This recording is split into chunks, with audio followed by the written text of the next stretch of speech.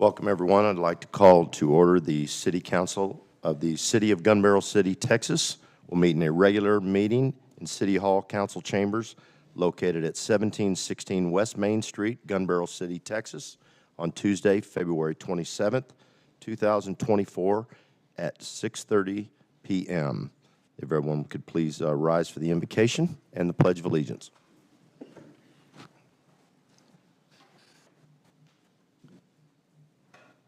Dear Heavenly Father, thank you for this community and the families and the citizens we all serve. Give us clarity, wisdom, and grace in all that we do tonight. In Jesus' name we pray, amen. I pledge allegiance to the flag of the United States of America and to the republic for which it stands, one nation, under God, indivisible, with liberty and justice for all. You may be seated.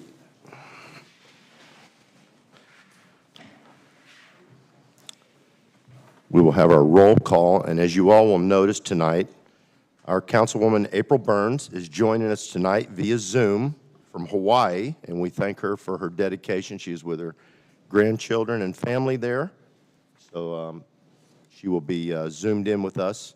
So we will roll call from my left, please. Burns here. Evans here. Jacobs here. Key here. Foster here. We have a quorum. Citizens' comments. The purpose of this item is to allow citizens an opportunity to address the City Council on items that are listed on the agenda or issues that are not listed on the agenda.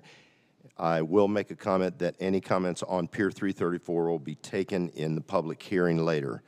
Any person desiring to make a public comment must first sign in at the podium at least 10 minutes prior to the start of the meeting, be recognized by the presiding officer.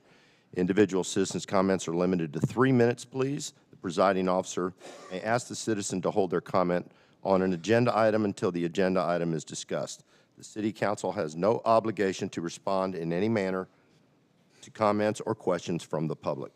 Any response from a member of the City Council to non-agenda comments is limited to a statement of specific factual information and a recitation of existing policy or direction to staff for follow-up. May I ask Kerry Kirksmith, please? Can you come to the podium? Thank you, sir. Thank you. Kerry Kirksmith, 332 Overlook, Gun Barrel. You know I'm here to thank you. I am so grateful. Oil Pan Island is gone, and you guys, you know, I know everybody's worked on it, and we didn't just see something, say something, we did something. Really proud of you guys, very much thankful. And April, mahalo. I'm glad you're over there. You having a Mai Tai? I hope so, I would. Anyway, thank you all very much for getting it done. Our traffic is a lot safer now because of it. I just hope that we will press on to get TxDOT to survey our traffic and get a current look at what the real numbers are. Maybe, you know, on a 4th of July weekend or something like that, they can count cars and we can get the first responders, EMTs, and police some lights. Now, I know that's not going to happen now, but I saw what you've done. I know you can do it, so let's get them. Thank you very much. Thank you, Mr. Kirksmith. I appreciate you. Consent agenda 1A. All matters listed under the consent agenda are considered to be routine by the City Council and will be enacted by one motion. There will not be a separate discussion of these items. If discussion is desired, that item will be removed from the consent agenda and will be considered separately. Please consider approving the following reports. I have a motion. Move that we can approve the consent agenda as written. Second. We have a motion by Mr. Foster and a second by Ms. Evans. We will vote from my left, please. Burns, yes. Evans, yes. Jacobs, yes. Key, yes. Foster, yes. Motion passes. Moving to new business number 2A, an update from Joe Mundo regarding the Multipurpose Community Center. Our sponsor of this agenda item will be our city manager, Dr. Smith. Council, Joe Mundo, our city engineer, is here with us tonight to provide you all an update on the community center. We are very close to being ready to go to bid for this project. Tonight, Joe will cover the very big highlights on the project. That you've seen the pictures of the outside, the layout, the square footage of the main rooms, and then he'll provide you a calendar moving forward. We don't need an action item tonight to move forward with this. This is the next step in the process. We just wanted you to have one more set of eyes on it prior to it going to bid.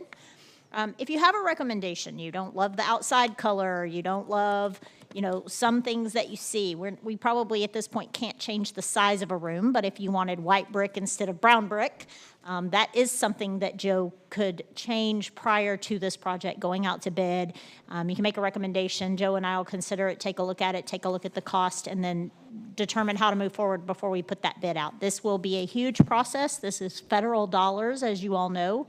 They have very, very strict purchasing policies. At the next meeting, you will see some of those policies that we have to follow when we do this bid so that you can approve those. Joe?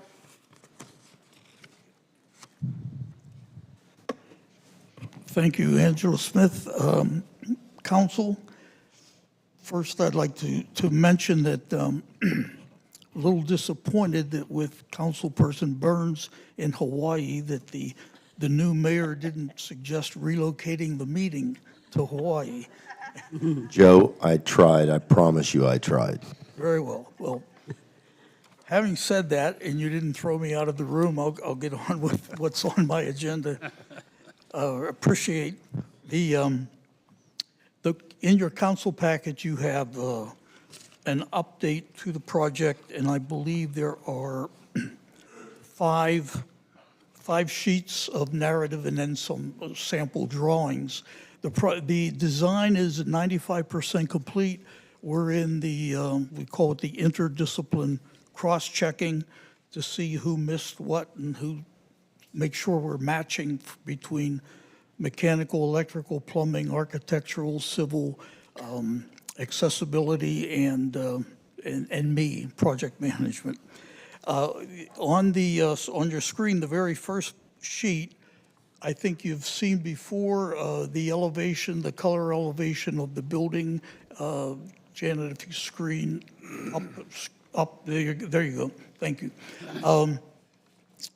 As city manager said, the highlights of the project, the building is 80 feet wide by 70 feet deep. That's 5,600 square feet. At the highest point in the center, that's 33 feet high. The community center building will be a pre-engineered metal building with masonry highlights, masonry treatments on the front. That masonry will be a veneer. It'll be a brick veneer. Also in the front of the building, there's about a 60-foot long drive-through, canopy drive-through, which is approximately 17 feet clear width. And while that's more than one car, and strictly speaking, could actually be two cars, the point of that is that this building has two functions. First, it's a community center. Second, it is an emergency facility for the city in case of any sort of a disaster, another pandemic, whatever the case may be. That's the source of the funding from the federal government is the Coronavirus Emergency Relief Fund, I believe is pretty close to the actual title. And so there are certain functions that we have built into the design to recognize that responsibility and accommodate the requirements of that funding.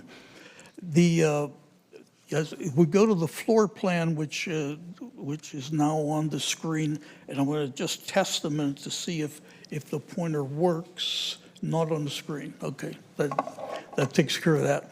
So we'll just sort of guide you through the locations on that drawing, starting in the center of the drawing. That's the court area, the high court, the multi-purpose area. That facility shows a basketball court. There's also alignment there for pickleball or volleyball. I suppose there's any number of different other activities that could be painted on the floor, and it would probably get rather confusing. So for right now, we're going to identify basketball, lining, striping, I guess you should say, pickleball and volleyball. If anybody has another activity that they prefer, we can add that in as well. In the upper right-hand corner of that drawing, there is essentially two 20-foot by 20-foot square areas with a horizontal line halfway down the sheet, which is a collapsible wall. That wall is like 4-foot panels, which manually will collapse against either wall. So you can have a 20 by 20-foot meeting room, two of them, or you can have one 20 by 40-foot meeting room. That represents nominally, as soon as I can find it, that represents table and chair for each room seated would be 25. So you could have two meetings going on of 25 each at table, chair, or you could have just a seating arrangement, chairs only for 50. And you double that and you could have 100. So there's a lot of different flexibility there. Two separate entrances along the left-hand wall, and then down at the bottom, there's a large double door, which would primarily be used when that is open to, when that's one 20 by 40 meeting room with maximum number of people. That one double door opens into an entryway that goes out to the patio. There's an outdoor patio, which is also essentially a side entrance into the main building. Directly opposite or down on the sheet from that door is a serving window from the kitchen. So if there were a buffet going on for a meeting, there's a wide door to come out. People could then go to that serving window of the kitchen and go back into their room to sit. That same serving window would serve any activity that's taking place in the large meeting area or court, because that court can be a banquet facility, which would tables and chairs that would seat 100 people. Chairs only. I think the architectural capacity is 180. You probably overload that to 200 with not allowed. Chief won't allow you, but there's a lot of room there to put a lot of chairs for a large assembly, a large event. The patio down into the kitchen, which is the bottom right-hand corner of the drawing, there is in the upper right section of that room, there is a serving window also to the patio. And that can be a two-way serving window in that this is a non-commercial kitchen, so it does not have a stove, it does not have the fire suppression system and the venting required for that sort of thing. But out on the patio, there could be grilling of fish fry, steaks, whatever, chicken, and that food could come in through the window. So the food can go either way through that window. And I can envision very nice fish fry or steak fry on a Friday night right there. The kitchen otherwise has ice machine, dishwasher, warming oven, I think technically it might be called warming drawers, but it's the same thing. Obviously sink, refrigerator, and storage room. Immediately outside of that non-commercial kitchen, there's a small rectangle, which is a unisex restroom. Speaking of restrooms, then, if we go to the far upper left corner of the drawing, we get to the major restrooms. There's two 20 by 20 squares nominally. One is the ladies' restroom. I think that's at the top of the sheet. Yes, and then the next down is the men's restroom. In between, there's the typical plumbing rooms. And also, there are two small toilets, restrooms that open to the outside. They do not open to the inside. They access to the outside, and we'll see those on the very last sheet, which is a site plan, but that'll be a male-female restroom accessible from the outside of the building.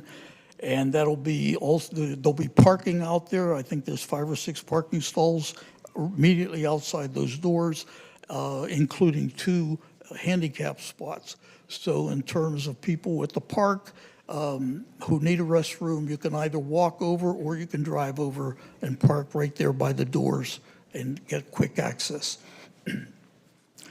Staying on that left side of the building and then coming down below the restrooms, we come down to, there's a room called, I've changed the name on that. It's too many times, multi-purpose room. That multi-purpose room has a door on the left wall that exits to the outside, and that's directly opposite police station door. This multi-purpose room would be just what it says. It could be a computer room. It'll have internet access. There'll be tables set up on both sides and chairs. People can come in if you equip it with computers. You could have community access available for those that internet access for those that don't have their own. At times of emergency, that can be your command center. Police officers can come over there, the chief can come over, or whoever the emergency officials are, and they have the space to operate out of that location. Then the lower left corner of the drawing is the what you might call the office, the small 10 by 10 room with a 10 by 10 storage behind it. That storage would have, let's say, the basketballs and that kind of equipment that is used in a gymnasium. It would be there and it'd be dispensed in whatever manner you all evolved to. Excuse me. Back out to the court, the main court, and go all the way to the back wall. If you could just scroll, okay, right there. The very back wall there is a, behind the goal, there's a word called storage. That's a storage closet. I think it's about 6 or 7 feet wide, and it's, let's see, 20, 40, it's about 30, 27, 29 feet long. So it's quite a nice large room. It has a structural ceiling on it, which creates a balcony that can also be stored. That balcony can be accessed by ladder and or by mechanical lift if necessary. We were thinking primarily that that FEMA will have available through some manner supplies for emergencies, box supplies as well as cots and things like that. And that storage area up above could be a good spot to put that where it's sort of out of the way and can be protected and what have you, and then taken down only when necessary. So you would have really limited access to that, so we didn't try to create or build in any permanent access. It would just be special occasions as necessary. But the lower level inside, that's wide enough for the carts that typically you stack your tables and chairs on, and that can all be wheeled into that lower storage room. And there's also some shelving for various supplies. So with that, I think that's generally an overview of the building proper, the front, the very entry. Just back up, Janet. Yeah, you get there. The front area, when you come in the front doors, you don't look straight into the court area. There's a screen wall there with openings at either end. Not doors, but just openings to go on in. And the The control room on the left, the first office in the lower left corner, as well as the multipurpose room, computer room, they both have viewable windows to view out into the lobby as well as the court. And there's also a window between the multipurpose room and the initial office or control room, so that there can be some level of everybody knowing what's going on, so to speak, in that area. The building will have a security system that'll be tied into the police station, so that there'll be, viewing of what's going on via that as well. On the outside of the building, in the upper left-hand corner, there will be, there's an equipment room with door outside panels. Janet, if you can scroll back to the upper left-hand corner. Okay, the last room across there, 20-foot long, that's electrical mechanical room, and there'll be switchgear in there for the connection to an emergency power generator, which will be a diesel power generator, and that'll be located outside and then connected in to the switchgear. In addition, the building, all the lighting is LED lighting, and the HVAC system is Trane. There will be essentially 3 systems, one system for the left-hand 20-foot wide side, full depth, one system for the right side, and one main system. Each one of those will be 5-ton, and then the main area is 12.5-ton center core AC. Front elevation, you see there, and it's just, you can see the right-hand side and the left-hand side are the brick treatments, and the top, the very center area in the top, there's a large rectangle that would be anticipated to have a symbol, the city symbol, much like you see behind you on the walls, Gun Barrel City, Texas, and it's same thing outside on this building. The windows below it are fake, they're faux windows. It's just for an architectural treatment. There'll be no exterior windows up above. It just creates more of an energy loss as well as a maintenance issue. So there'll just be some architectural treatments to make it look like the windows. But down at the lower level, there are legitimate windows, not openable, but windows. I think that's the highlights of the facility. As I said, we're about 95% complete. We will, in the next 2 weeks, we will have a complete set along with the contract documents, and that has to go to GrantWorks, who are the grant administrators for the ARPA funding. Their review, we anticipate their review to be primarily technical, or I should say non-technical, but a wordsmithing of the contract documents to make sure all the required clauses are there and what have you. And the bidding schedule, we're going to have a bidding schedule that will have a base bid, which is essentially for everything you need for the building to be there and be functional. And then there will be add alternates for various items to add in. And the purpose of that is twofold. In this bidding market, you really never know where prices are going to go or be. There are certain things that you'd like to have now, but you don't have to have now to open. And so anything that you do not have to open, that can become an add alternate.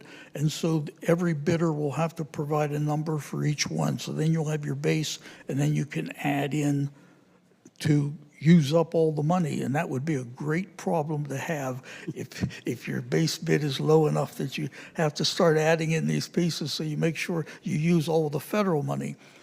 Now, remember that the city has put their own funds in as well, and the restriction on the use of the city funds is just simply your current procurement laws. So there are certain things that, particularly in that you have access to buy board, which is a very efficient way to procure things. I believe sometimes it's a 5 or a 10% price discount. A lot of stuff perhaps will more efficiently be able to be purchased using the city funds through buy board. But that's a pleasant problem that we'll work through as that day evolves. In terms of when that day will evolve, the screen now shows the schedule that we have, and in the second line, we show that by March 8th, we want to have the complete package to GrantWorks for their review. They say they need 1 week. We may have it there sooner, but nonetheless, we won't have it there later. I was advised multiple times over the last month, 2 months, that there's a new sheriff in town, and she is a schedule meister, she said. So we'll be there by March 8th by hook or by crook. We would like to advertise the week of March 25th, and we anticipate a 6-week bidding period. So there'll be 2 ads in the Monitor, and I think if you get them in by Monday, it'll either be published Thursday or Saturday.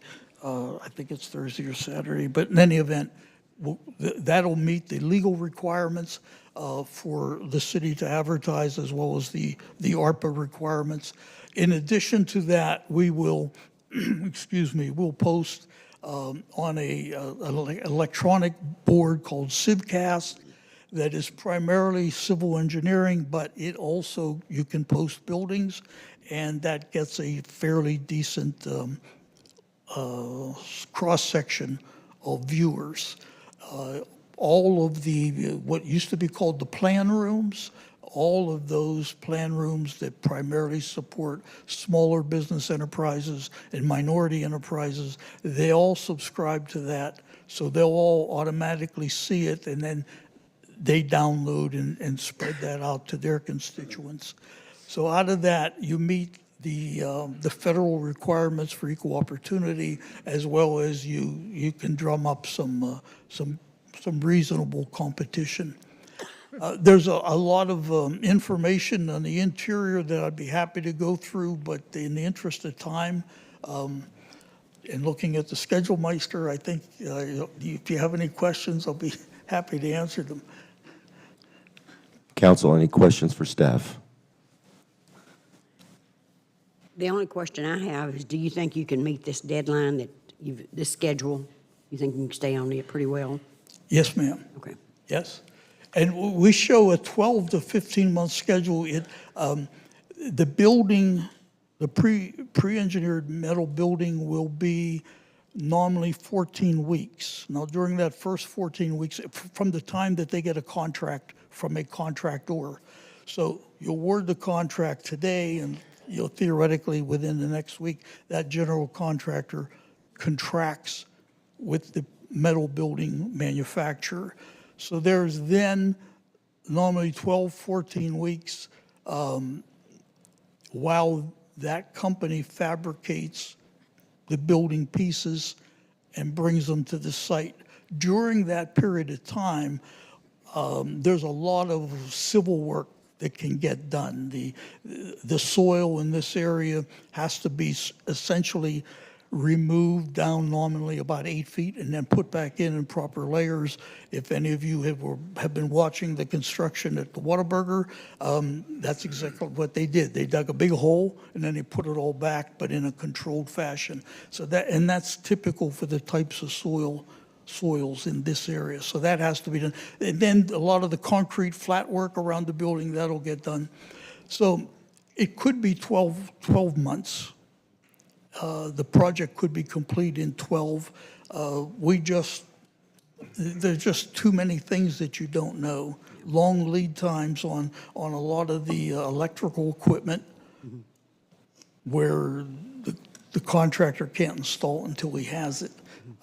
crazy thing like that divider wall. That divider wall had like a 48-week lead time, which to me makes no sense at all, but, you know, if that's what they say, that's what they say. Now, maybe once they have a contract, that changes. But that's, we will do everything, we fully anticipate 12 to 15 months will be done. Further questions? Mr. Mundo, I want to thank you a lot. I know this has been a project in the works for quite a long time. I know your team and your group has worked tirelessly to get this done. We really do appreciate it. I know this is going to be a much-needed and a much-used facility, and we're really excited that you've put this together for us, and I appreciate your time this evening. Thank you. We're enjoying it. I enjoy it very much. Thank you. Thank you very much. Moving on, item 2B, consider and take action to reappoint Bradley Stevens as a municipal judge for a 2-year term.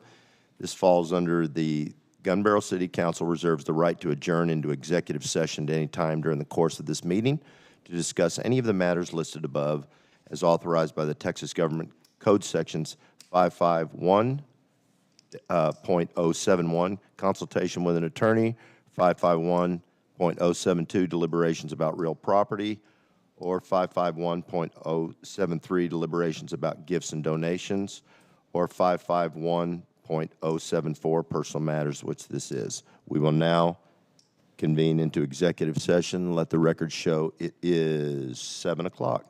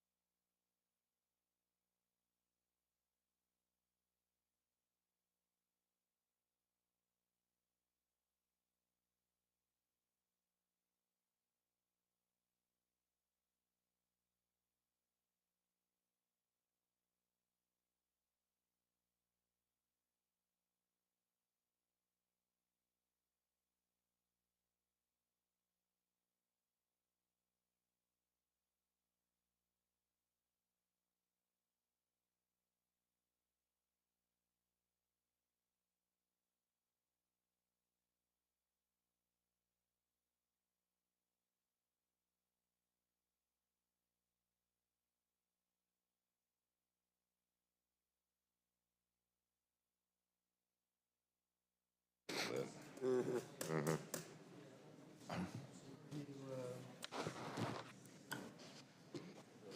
right, April. Oh, hold on. Okay, now say something.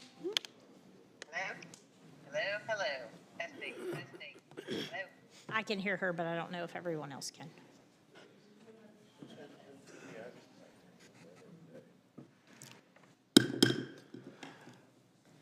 Let the record show we are reconvening at 7:15. Councilwoman Burns is back. 2B, we will look for a motion to reappoint Bradley Stevens as municipal judge for another 2-year term. Do I have a motion? Move we reappoint Bradley Stevens as municipal judge for a 2-year term. Keith, second. We have a motion and a second. Vote from my left, please. Burns, yes. Evans, yes. Jacobs, yes. Key, yes. Lost, yes. Congratulations, Mr. Stevens. You will be our municipal judge for another 2-year term.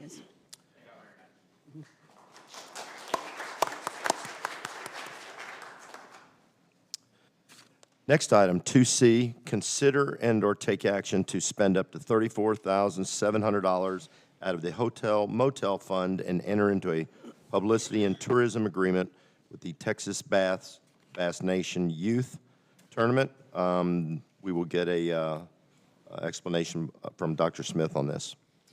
So this tournament is held in Gun Barrel City every year. Texas Bass Nation Youth is Nathan Byerly. That may be a name that's familiar to you. Unfortunately, Mr. Byerly wasn't able to be here tonight. He's a teacher and a coach, and they have a basketball game. And he tried to get out of it, but he couldn't make it. This is a agreement for their 2024 high school junior high state championship. They launch out of Tom Finley Park. Their kids, their visitors, and their staff all stay here in Gun Barrel, and they are looking for a donation out of our hotel motel tax.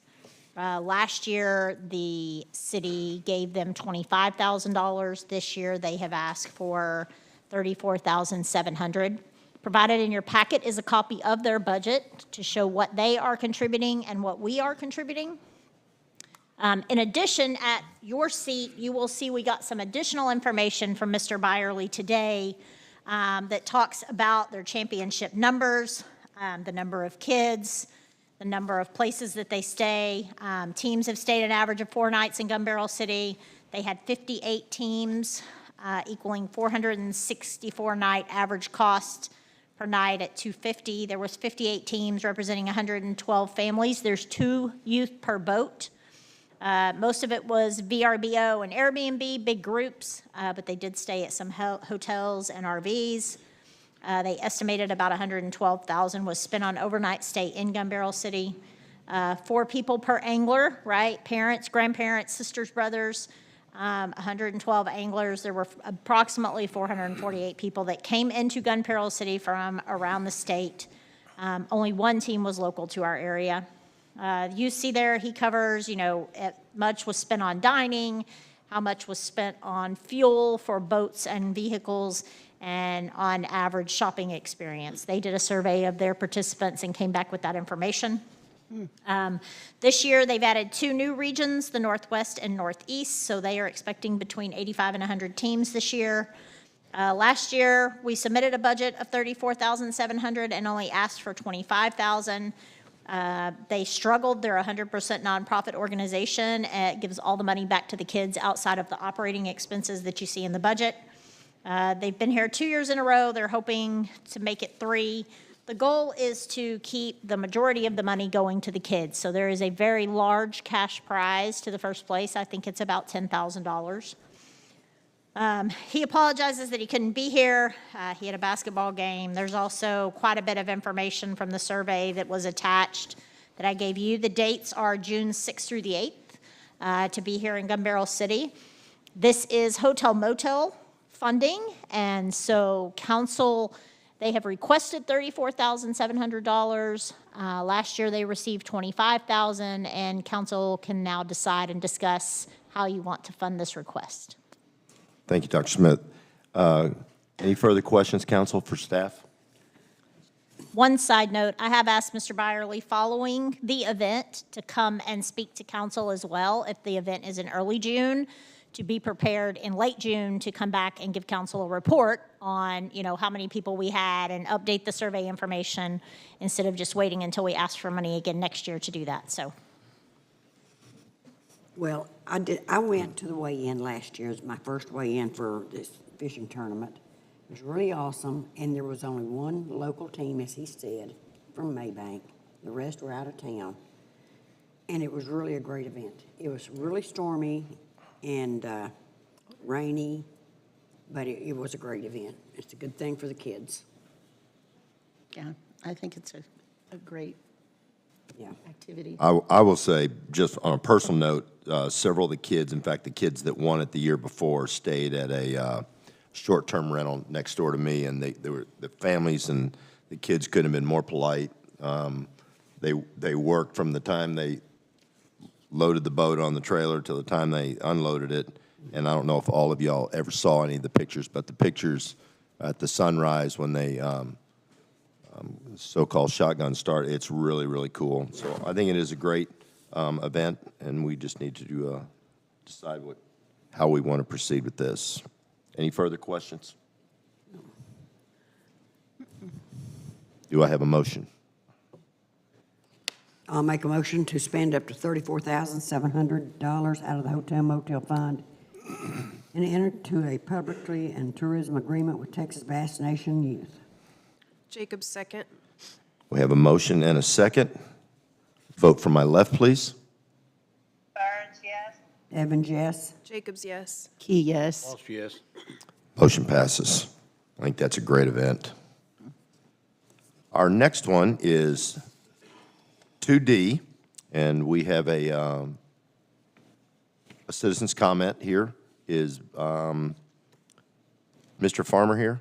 This is to consider and/or take action to adopt resolution number R-2024-001, confirming support for the rehabilitation of the Golden Oaks Apartments located at 209 Legendary Lane. And Dr. Smith, would you like to speak to this briefly? I would. Council received a letter back in December, maybe even early January, from the state making this announcement. They're required to notify us. HVM 2024 GBC has submitted this. This is the Golden Oaks apartment along Legendary. They've submitted an application to the state to receive a 9% housing tax credit for the apartments. They are getting ready to do a significant upgrade to those apartments, and this is a specific request from the city to waive their $250 permit fee for those upgrades. So they are contributing a significant amount of money into doing this upgrade. As I understand it, it is all of the apartments along Legendary, but I could be wrong about that. We were trying to confirm that today, but it is this request, the confirming support, the support is us waiving the $250 permit fee. I'm happy to answer any questions. Further questions for staff? Council? Well, if we pass this resolution, does that mean we will waive the $250? Yes, ma'am. That is what this is. Okay. I move that we waive the $250 fee. Second. Oh, I'm sorry. Yep. So we are looking for a motion to consider take action to adopt the resolution. Do we have a motion? Second. Move that we adopt resolution R 2024-001. I have a motion. Second. I have a second. Vote from my left, please. Burns, yes. Evans, yes. Jacobs, yes. Key, yes. Walsh, yes. Motion passes. Item 2E is consider and or take action to approve a letter of agreement for performance standards related to disannexation and annexation and zoning certain property within the city of Gun Barrel City, city limits, and extraterritorial jurisdiction. Dr. Smith, would you speak on this, please, ma'am? I will. At the January council meeting, this group, Blake Bassett and Ian Hill, presented an idea to council for Hillside Development, which is located off of 198. A small portion of that planned development that they are working on is in Gun Barrel city limits. They are asking the city, it will come before the city to de-annex a piece of property that has no footage on 198 and annex in 2 lots that face 198 and that are on 198 and then zone those as commercial. Council discussed that at their meeting. We did not take action. This is the agreement that is a result of that presentation. It will come back before you. These gentlemen are here. They are happy to answer questions. They're available for that. This will come back for you at a future meeting as, one, a petition to de-annex property that does not front 198, and then annex in from Henderson County. I think we're de-annexing approximately 5.8 acres, and let me make sure, de-annex 5.8, and then we'll annex in 3 acres that do have frontage on 198. And these gentlemen have agreed to build their development with homes and then build commercial development in the 2 lots that face 198. This just gives them what they need to move forward so they can start working on the project. And then, like I said, the de-annex and the annex will come back in front of you again, and Blake and Ian are both here. Thank you. I know we have a citizen's comment. Is Shelley Coleman here? Shelley, could you approach the podium? Thank you.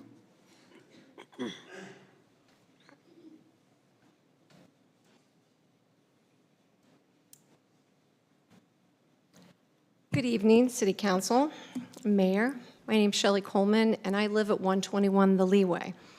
And I also have additional property on the Leeway. And I am here to protest and object to the item before you tonight in regard to the proposal from the Hillsdale Development Group. This proposal borders on my house and an additional property that we plan to build a house on. No one, and I repeat, no one has contacted me or anybody in my neighborhood. And this is a residential neighborhood. It also has a potential to dramatically reduce the value of our properties.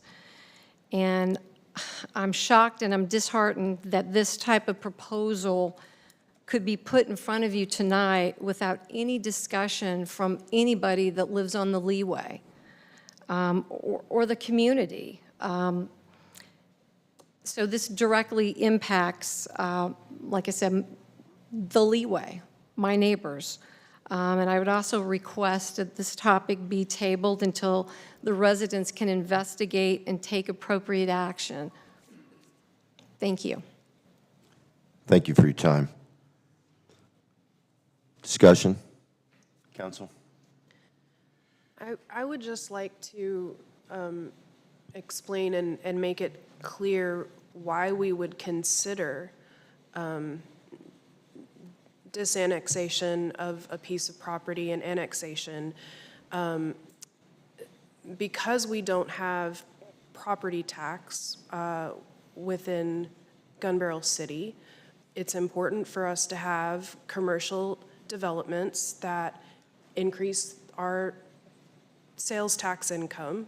And so I wasn't sure if that was clear enough from the city manager's explanation. That is the only reason that we are considering taking this action. That is correct. The developers are here, Mayor, if you have any questions for them as well. Questions for the Hillsdale Group? Well, I would just ask, is there any reason why the neighbors have not been contacted regarding your project? If you guys care to step to the podium. That's why we have not contacted anybody on the, Any of the neighbors in the area of the development? well, so basically when we came, we have zoning for the Hillsdale development that is being disannexed. We're not asking to be removed from the ETJ. City of Gun Barrel still will approve our plat, but we we've been dealing with the city, so we did not make contact, so I do apologize about that. I would move that we, or suggest that we table this until that can be done and come back at another time.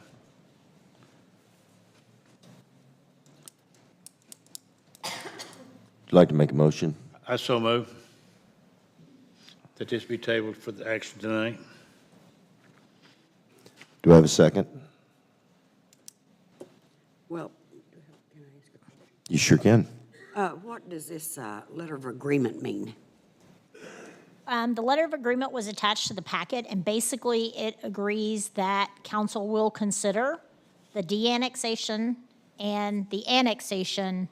Now, they still have to come back to a future meeting because that's law. We'll have to have a public hearing, we'll have to have public comments, the whole 9 yards. But this just allows them, that council has a taste for having these conversations and de-annexing that property and annexing the two that face 198 so that they can start to build their packets and their development plans and all of that. So they could bring it back to us to discussion?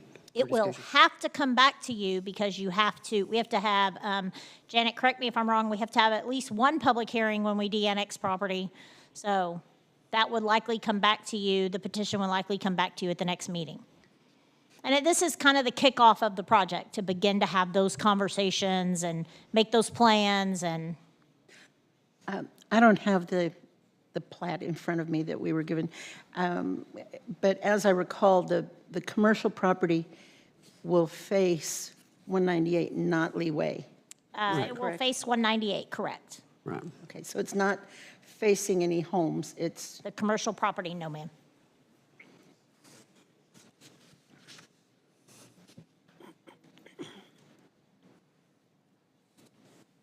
We still have a motion to table. Do we have a second?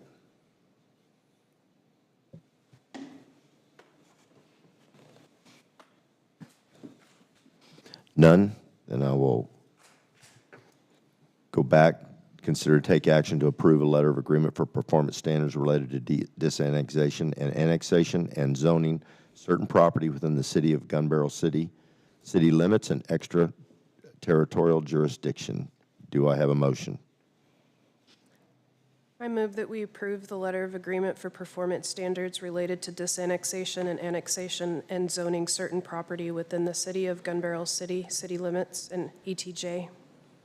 Key second. We have a motion and a second. May I have a vote from my left, please? Burns, yes. Evans, yes.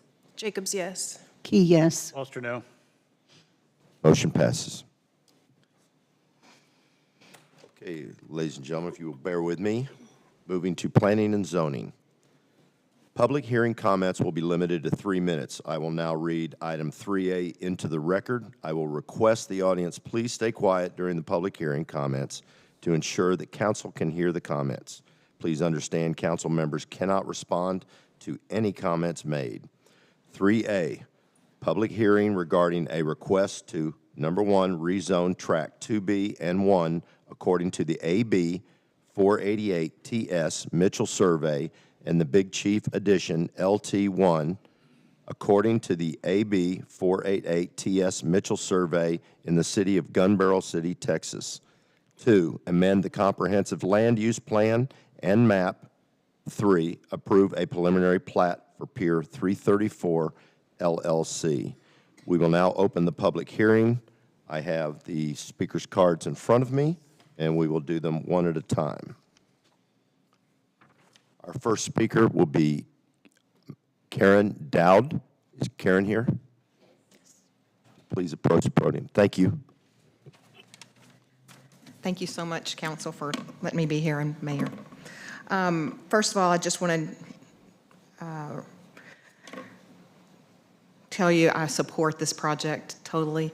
I feel like that the developers have bent over backwards to try to please the city of Gun Barrel and its residents. I feel like they've made a lot of concessions that they didn't need to make, but they've been working with us. I think we need to work with them. I feel like the value of our property is going to increase. I believe we need another source of income, revenue, for the streets and first responders and all the things that it costs just to keep it going.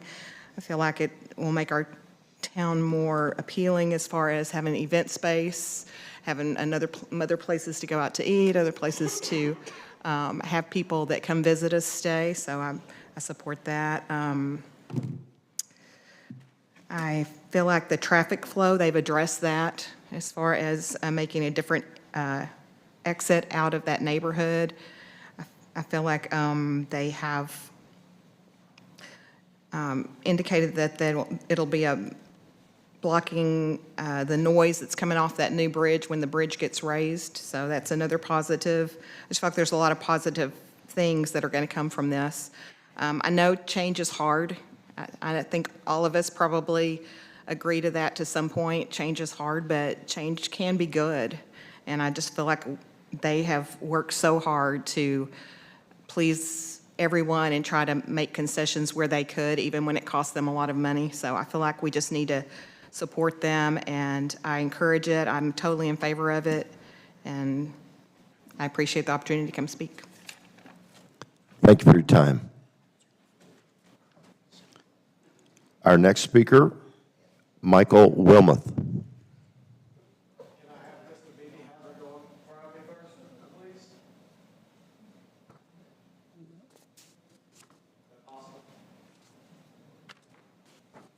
So we will have Mark Biebenhauser. Did I pronounce that correctly? I have a weird name, so I'm funny like that. Thank you for your time. Yes, my name is Mark Biebenhauser. I own property at 111 Gale Drive and also at 101 Jeffrey Circle. Actually had a home on that property since 1998.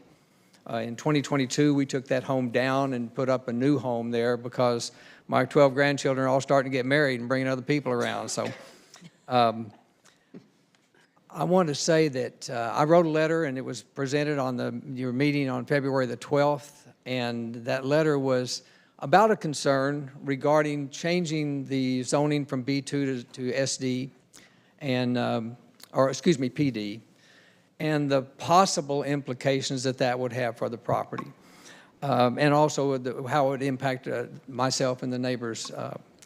I want to be really clear. I don't begrudge the city welcoming new business in, enhancing the city, and certainly helping with tax revenues. I think that's an important part of what you do, and it's a part of planning and zoning. It's a part of what a council does. And being here since 1998, I have seen the effects of the changes that have been made in the city, and they're good. My concern was what the effect would be of one specific item, and that was changing a setback rule from 40 feet at the front of the building to 15 feet. And that came up, actually, there was a clarification. I think that the planning and zoning actually did some checking on that. There were a couple of different recommendations, but the essential thing is that change in setbacks. What it does, it moves the property 25 feet closer to my property, closer to the boundary line of that street, such that the parking is going to be only 2 or 3 feet from where the existing edge of the street is right now. At least that's my understanding based upon setbacks. One of the things I have a question about is where is the setback measured from? I got out with a tape today and looked at different things, but it appears that the entire project's moving 25 feet closer to Jeffrey Circle and to Gale Drive. It's also my understanding the developer has offered a proposal to put in a wall, basically a Haydite block wall or some type of block wall there in front of the parking. If that's the case, that mitigates things quite a bit. I was in heavy commercial construction for 48 years, and one thing I learned is a verbal agreement is a verbal agreement. So I would recommend that the city, if that is a true proposal, would have a way of enforcing that so that they know that they're getting that and that the homeowners are protected in that way. Thank you very much. Thank you for your time, Mark.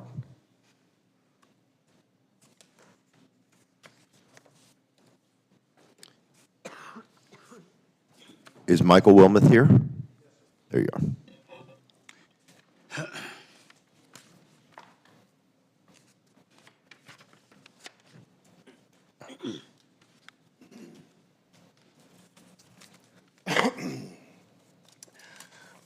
My name's Mike Wilmuth. I live at 109 Gale Drive, Gun Barrel City.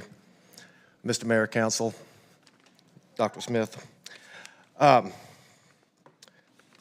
Since the last time I was here, I've given a lot of thought to everything, and I want to thank Mr. Haynes for taking my phone call and discussing this. And my neighbors and I have come to a verbal agreement, not written yet, hopefully, with the developer of Pier 34 to erect a solid masonry wall and a solid emergency gate in order to preserve the privacy of our neighborhood. Therefore, we are endorsing planned development for the project. I want to thank Mr. Haynes for working with us. We plan on being good neighbors and hope for a successful project that we could all be proud of. Thank you, Mr. Wilmuth, for your time. Appreciate it. We have another speaker tonight, Beth Sullivan.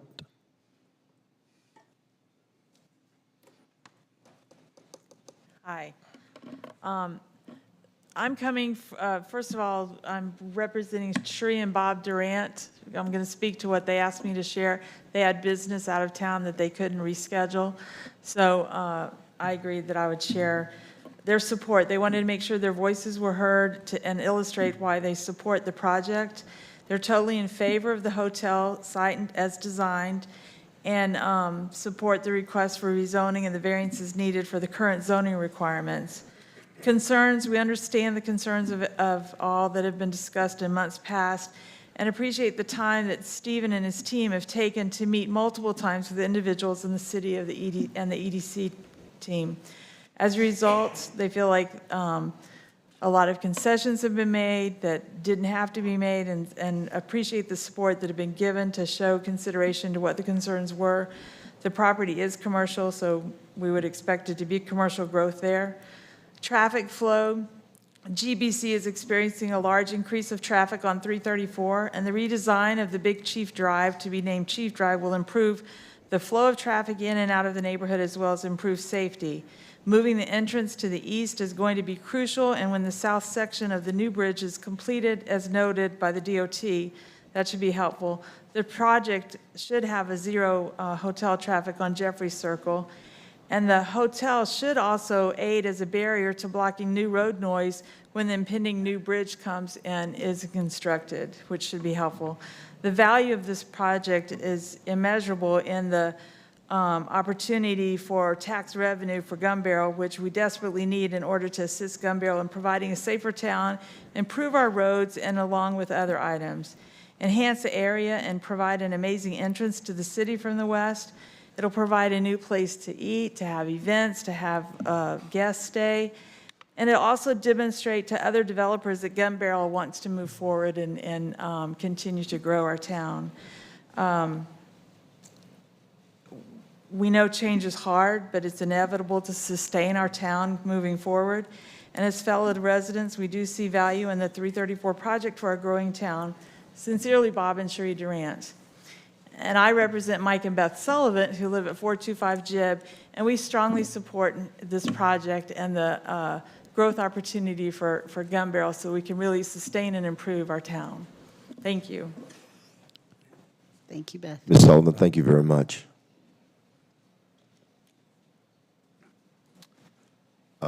Kate Weller, to the podium, please.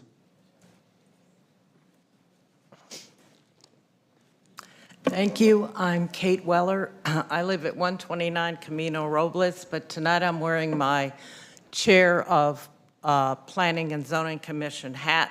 I'd like to speak tonight mostly to the public rather than to council about two widely circulated rumors about Pier 334, that the planned development zoning is giving this developer a special privilege. Not true. The planned development district was added to the zoning code of Gun Barrel City by Ordinance 00-012, adopted on May 23rd, 2000, over 23 years ago. Any developer from that date has been able to request PD zoning.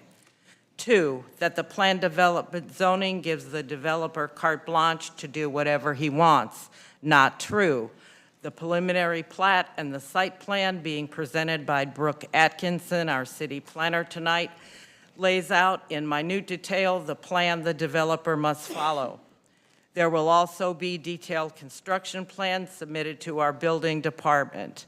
Our building officials will do their jobs, making sure as construction progresses that the many required inspections take place, requirements met, and certification issued every step of the way. Upon completion of construction, the developer must apply for approval of the final plat and a certificate of occupancy to be able to open Pier 334 for business. If deviations from the preliminary plat are found, the final plat will not be approved, and the certificate of occupancy cannot and will not be issued until these deviations are fixed. Then and only then can Pier 334 be opened.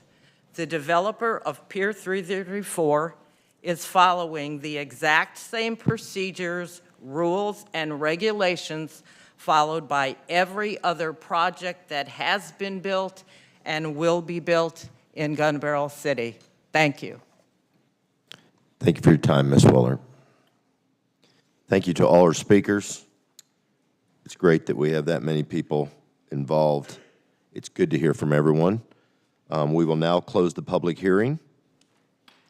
I will now read some items into record. The following 3 agenda items are related to the review of Pier 334 project. I will now read all 3 items into the record. We will receive a presentation from staff and the developer, and then have a time for questions and comments from council members. It is important to note that a number of exhibits were submitted as a part of this rezoning packet. When rezoning to planned development, the developer must provide these exhibits. Anytime a rezone is approved, the comprehensive plan must be updated. At the end of this meeting, the council will have made a decision on how to move forward with this project. 3B, consider and take action to adopt ordinance number 0-2024-007, rezoning Pier 334 LLC, described as Track 2B and 1, according to the AB 488 T.S. Mitchell survey and the Big Chief Edition LT1, according to the AB 488 T.S. Mitchell survey in the city of Gun Barrel City, Texas, from General Business District B2 to Planned Development District PD. 3C, consider and take action to adopt ordinance number 0-2024-008, amending the comprehensive land use plan and map for Pier 334 LLC. 3D, consider and take action on a request to approve a preliminary plat for Pier 334 LLC, described as Track 2B and 1, according to the AB 488 T.S. Mitchell survey and the Big Chief Edition LT1, according to the AB 488 T.S. Mitchell survey in the city of Gun Barrel City, Texas. The city engineer is also on hand to answer any questions commissioners may have. Please keep in mind the city engineer has worked very closely with staff and the developer to ensure that outside of the 4 exceptions you will hear about tonight, this development is in line with all Gun Barrel City codes. At the end of the presentation, we will need a motion for each individual item. We will now have a presentation by Brooke Atkinson. If Brooke, if you'll come to the podium, please.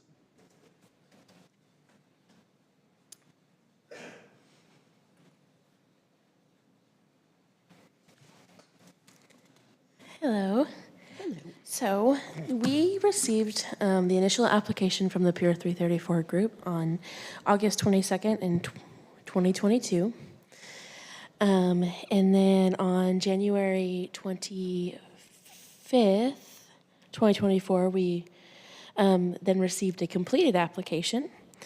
On January 29th, 2024, notification letters were mailed to property owners in accordance with the requirements, and we sent letters to the property owners residing within 200 feet radius of the subject property, informing them of the proposed zoning change.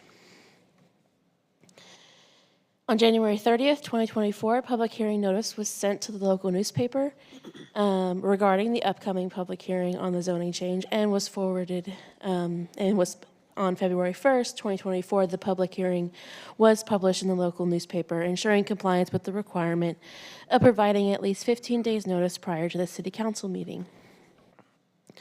On February 12th, 2024, the regular scheduled planning and zoning meeting. During the February 12th, 2024 meeting, the Planning and Zoning Commission made the recommendation to not approve all three items that are now being presented to you today. And on February 27th, 2024 is today, and you guys are having your regular scheduled council meeting, and it's placed on today's agenda. This is the 200 feet boundary from the properties in question, and I sent letters to the 29 property owners of these 51 properties. I will now proceed to present the exhibits outlined in PD 2024-001 and give a brief list of all items council are to consider for approval. The requirements outlined in 156.108A and 156.108G have been examined and are documented within 2A existing site conditions map. This exhibit contains a map illustrating of the existing site conditions of the area under consideration for development. This map can help council members determine 156.108A, the general character and compatibility of proposed developments, including factors such as yard depth, ground coverage, tree cover, surface drainage, and density, and 156.108G, consideration for recreation and open space. Staff has clarified that there are no specific exceptions mentioned regarding these provisions within this exhibit, and councilmen can refer to Exhibit 2A for detailed information regarding the evaluation of the proposed developments in accordance with these criteria.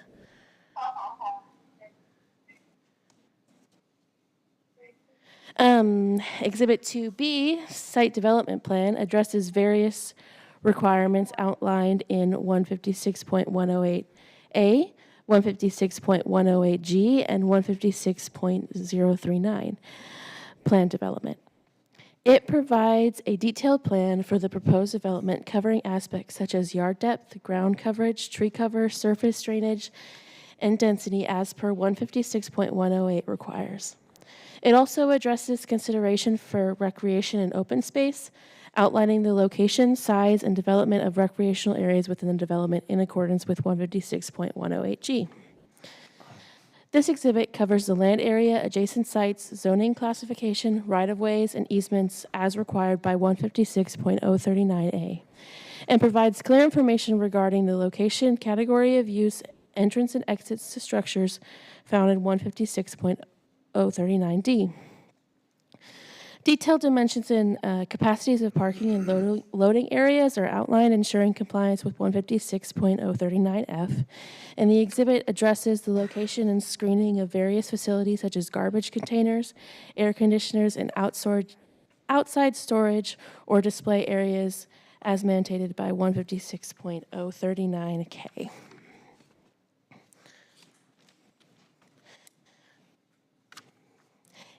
PD Exhibit 2C is focusing on emergency access. This is addressing requirements outlined in 156.039B, 156.108B, and 156.108C.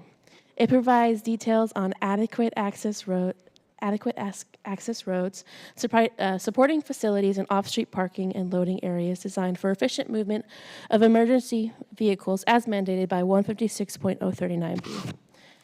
It also covers ingress and egress, internal circulation, and access for service and emergency vehicles in compliance with 156.108B. This exhibit also addresses building and structure location, setback requirements, and personal safety considerations, particularly for police and fire protection, as per 156.108C. PD Exhibit 2D, the drainage plan, fulfills requirements including 156.108D and 156.108E, 156.039B, and 156.039 lowercase b. It outlines strategies for sedimentation, drainage, and flood control while preserving greenery, evaluates utility suitability, provides site grade details, and assesses infrastructure adequately. This plan comprehensively addresses drainage and environmental concerns for the development. PD Exhibit 2E, street boundaries, right-of-way, meets requirements including 156.108B, 156.108C, 156.039E, and 156.039B. It ensures efficient vehicular access, optimal building arrangements, and adequate infrastructure provisions. The exhibit comprehensively addresses street boundaries and right-of-way considerations for the development. And this is going to be page 2 of that as well. Okay. And PD Exhibit 2F, easements, meets requirements including 156.108B, 156.108E, and 156.039C. It ensures access, utility availability, and convenient traffic flow within the development. In summary, the exhibit effectively plans for easements in compliance with regulations. PD Exhibit 2G1, Parking Accessibility Loading, provides comprehensive details on parking, accessibility, and loading facilities within the development. The exhibit outlines the design for 241 parking spaces below the initial requirements of 283 spaces in the B2 district. However, in PD Exhibit 2G2, Parking, Accessibility, and Loading, this highlights that upon acquiring the Jones property, an additional 30 parking spaces will be secured addressing this. This plan addresses 156.108B by ensuring smooth ingress, egress, and internal circulation within the property, including well-designed off-street parking areas. PD Exhibit 2G1 considers the dimensions and capacities of parking areas, ensuring compliance with regulatory standards. In summary, PD Exhibit 2G1 successfully plans for parking, accessibility, and loading, meeting regulatory requirements while accommodating the development's needs. PD Exhibit 2G2 incorporates plans for integrating the Jones property into the development, ensuring a seamless continuation of parking provisions. And this is PD Exhibit 2G, Parking, Accessibility, and Loading. PD Exhibit 2H1, Hotel Dimensional Requirements, meets most requirements, providing for special exemption for setbacks in the roof pitch. While B2 regulations stipulate setbacks of 40 feet for the front, 15 feet for the side street, 25 for the interior side, the development requires exception for the setbacks of 15 feet for the front, 5 feet for the side, and 15 feet for the interior side. The minimum roof pitch required in the B2 district is 412. However, the hotel design is based on a pitch of 212, 412 meaning the roof rises 4 inches for every 12 horizontal inches. Details are provided for both in PD Exhibit 2H1 Hotel Dimensional Requirements. The plan ensures compatibility with surrounding areas and minimizes detrimental impacts as required by 156.108A. It also considers building arrangement and safety concerns, addressing 156.108C. PD Exhibit 2H1 details the location of structures, category of use, and construction of materials, satisfying 156.039D. And PD Exhibit effectively plans for the hotel dimensional requirements, meeting requirements while providing exception for the setbacks and the roof pitch. PD Exhibit 2H2 is the food hall retail building requirements. This also meets most requirements, making special exception for the setbacks. While the B2 regulation stipulates setbacks of 40 feet for the front, the development requires exception for setbacks of 5 feet for the front. The minimum roof pitch required in the B2 district is 412. However, the hotel is designed based off of a pitch of 212. I'm sorry, the food hall is based off of a pitch of 212. 412 means that the roof raises 4 inches for every 12 inches. And details for this are provided both in PD Exhibit 2H2, the food hall and retail building, and it's effectively plans for the hotel's dimensional requirements, meeting requirements while providing an exception for the setbacks. PD Exhibit 2I, the landscape screening addresses landscaping and screening requirements. It ensures compatibility with surrounding areas, 156.108A. It considers environmental preservation, 156.108D. It incorporates screening and buffering for privacy, 156.108F. It addresses location and screening for facilities of 156.039K. It evaluates nuisance prevention measures as 156.039D. And it assesses directional lighting effects, 156.039E. PD Exhibit 2J, landscape and tree mitigation. The plan entails the removal of 1,280 and a half caliper inches of protected trees, with 403 caliper inches slated for replacement. However, due to special constraints in the absence of suitable irrigated location within the city for replanting, a balance of 877 and a half inches remain. Further details on this are provided in the PD Exhibit 2J. This plan will help you consider the environmental preservation, which is 156.108D, and it incorporates screening and landscaping for site privacy, 156.108F. Okay. Today, the City Council will review 3 items, beginning with 3B. This involves a request to rezone the properties from Business District B2 to Planned Development.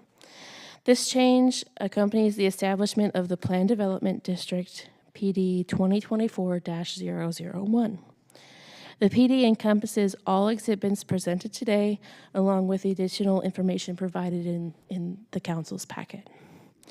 It's important to note that the PD is specific to the property in question, and all items under consideration must be addressed before obtaining a certificate of occupancy or final plat approval.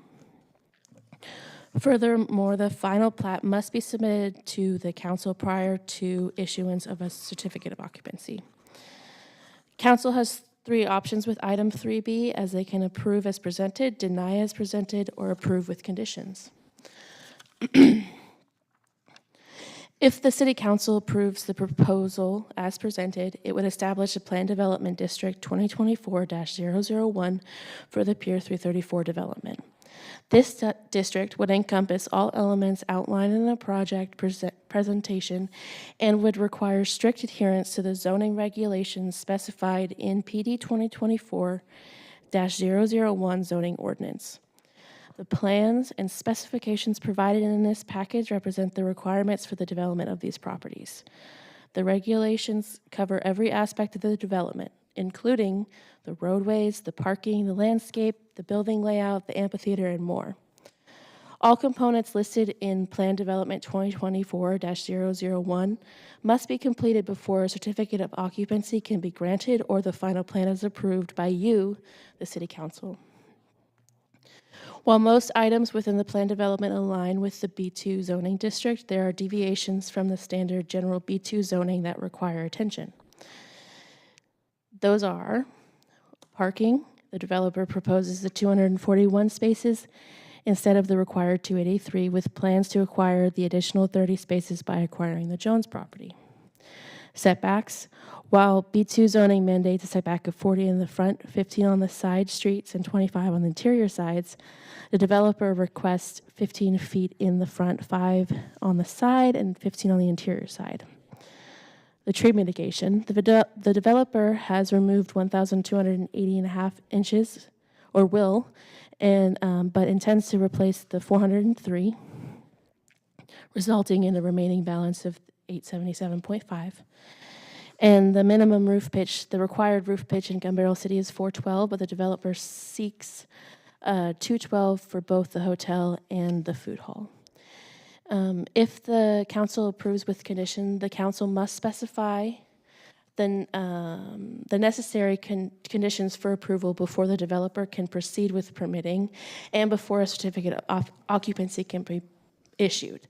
Conditional approval would require the builder to adhere to the stipulations laid out by the City Council and to meet the remainder of the items laid out in this plan development. All components listed in Plan Development 2024-001 and Council's conditions must be completed before a certificate of occupancy can be granted or the final plat is approved by you, the City Council. Denial would involve rejecting of the rezone request altogether. The next item on the City Council's agenda for recommendation to the City Council is item 3C. This item entails a significant update to the current land use plan. The current land use lists this property as regional retail. This is focused on major retails and restaurants and entertainment along highways with buffering from residential areas, and medium density residential to comprising of single-family homes, duplexes, townhomes, excuse me, designed to be accessible yet buffered from major roads. The proposed land use is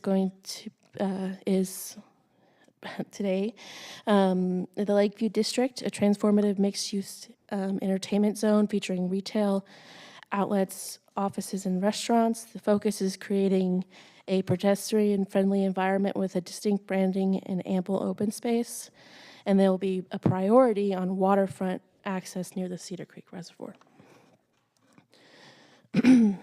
If the proposal is approved, it means that the property's comprehensive plan designation will shift from the regional retail and medium density residential to Lakeview District.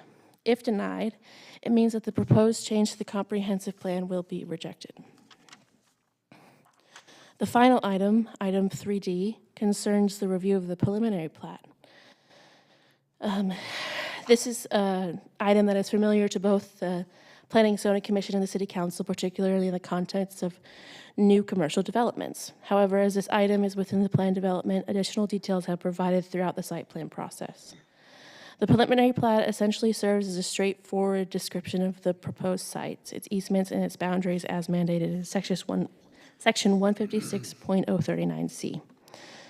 Approval of the preliminary plat requires the developer compliance with the stipulations approved outlined in the preliminary plat.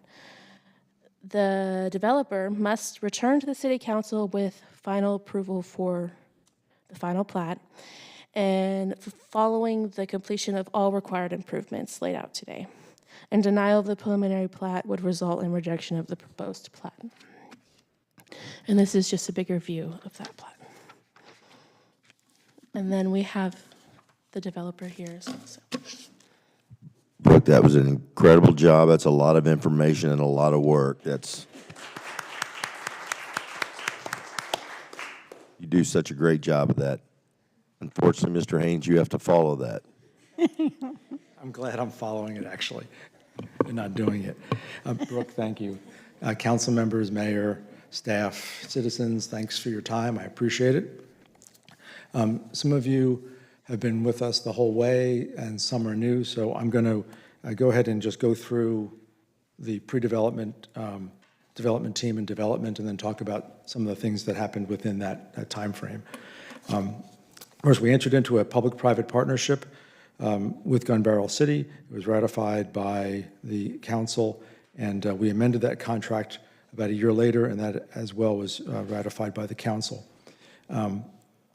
Post that contract, we talked about some financing options, and one of them was something called CPACE, which is a Commercial Property Assessed Clean Energy Program. And what that is that allows a developer or a lender to lend to a developer for building energy-efficient buildings. And they get a guarantee from the federal government, and that that guarantee is actually based on property taxes. So the bank is allowed to go ahead and put a lien on the property taxes that will be collected by the project. Well, Gun Barrel City doesn't have any property taxes, so we couldn't use the city, although we went through with the attorneys and looked at it. So we had to go to Henderson County, and we were able to talk Henderson County, the county commissioners. We went through, it took about 6 to 8 months, and we were able to get them to approve the CPACE program for the county. It's not new. Dallas has it, Harris County, Tarrant, Navarro for Corsicana has it. It is a valuable asset for the county and for Gun Barrel City. Now that the county's approved it, because there's no skin off the city's back for developers to come in and get some lower interest and federally guaranteed paper on the backs of property taxes paid to the county, not the city. Next, we had to go and get the Opportunity Zone designation reviewed and certified, which we did, which was helpful. And then assembling all the land took a little bit longer than we thought. In fact, we're still chasing one part, but we were able to, the EDC had control of the Big Chief Landing property, which is that old motel and store that went into bankruptcy and was demolished in 2016. The parking, the lot located to the east of Crossroads Liquor Store, which we just call the parking lot, was acquired. The Overton property, which is the house that is immediately north of the hotel property on Jeffrey Circle, that is 2 lots. And then TxDOT owned a little sliver of land right up against 334 and Big Chief Drive. We figured out a way to acquire that from them. We had to go through their process, but we did. We got the appraisals, we got the surveys done.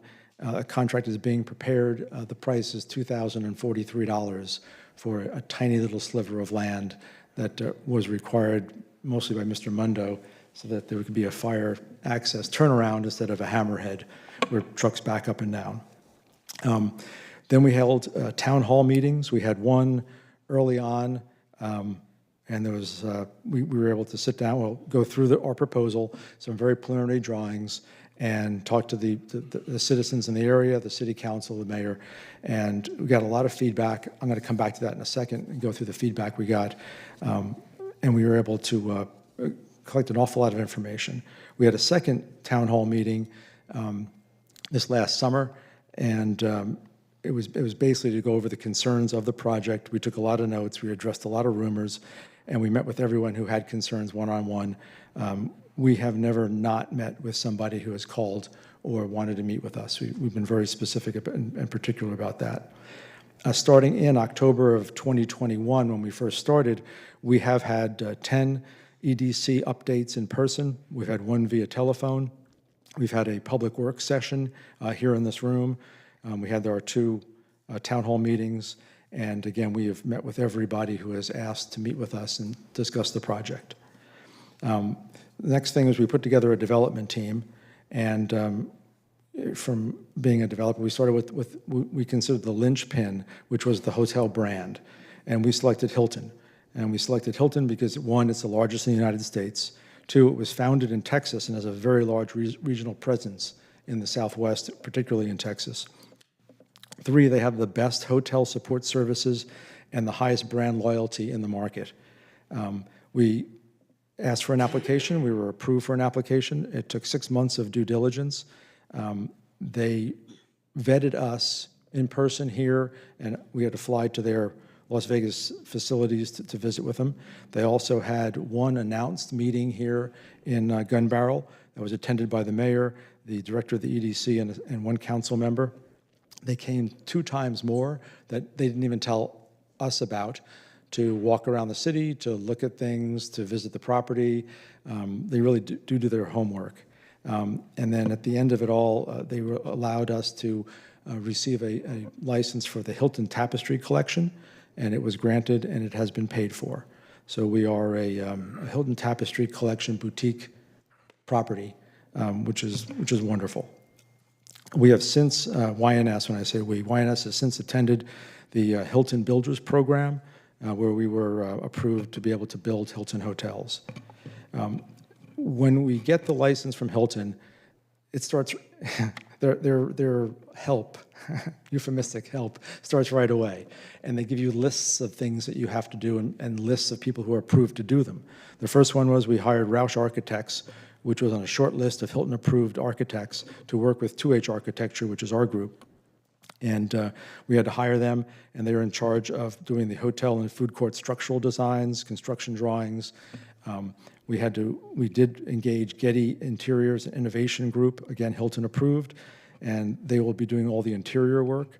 We were required to pick a restaurant consultant, and we picked Spinelli Restaurants, and they'll be doing all the layout for both the food hall and for the restaurant and the banquet facilities in the hotel. Salcedo Group is, we selected our civil engineers. Hilton had not approved them, but they don't approve civil engineers. It's something that we work with you in the city before. So they're out of Grand Prairie. They're award-winning. They're really nice guys. We've done a bunch of projects with them, very supportive. They're the ones who did all of those drawings that Brooke went through today and had, actually, I counted, Joe, 12 iterations with Mr. Mundo going back and forth, making sure they were perfect. The landscape architects that we hired was J. Camille Lafoy. They have done Hilton projects before. They've also done a lot of work with the Arboretum in Dallas, and they're pretty good.